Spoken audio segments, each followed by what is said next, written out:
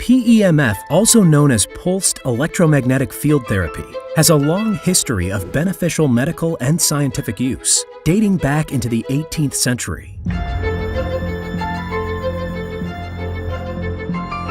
Emerging naturally in the world and being essential to sustain all life on Earth, PEMF has an extensive history of healing properties and is being researched, developed, and used daily.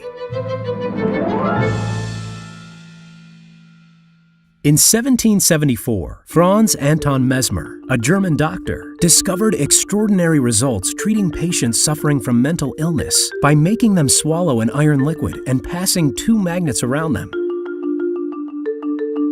resulting in immediate symptom relief for several hours. PEMF was also explored by Nikola Tesla, as he discovered that cells respond positively to PEMF energy. And besides the widely recognized Tesla coil, invented a similar electromagnetic device in 1891, which he used on patients as a tool for immediate physical pain relief.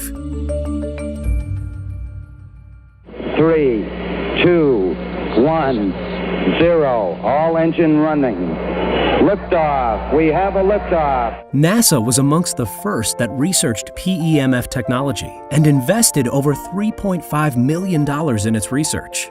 One of the groups that I consulted for was NASA at Johnson Space Center. They would be really interested in knowing if I could help them develop a system to use magnetic fields to try to grow stem cells in culture. Then I designed and developed electrical stimulators to actually drive the magnetic coils. The results basically were that if you had a narrow pulse, really significant effect on virtually everything we measured. Wow, okay, so nobody was more surprised than me.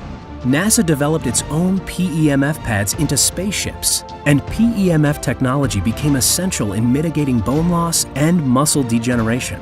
So I said, wow, this is a really big deal. I don't believe it. I don't believe scientifically anything unless you can repeat it. So I went ahead and I redesigned and I recalibrated and I sent a new set of driver equipment to NASA with everything new. We reran the experiment and guess what? Got the same result.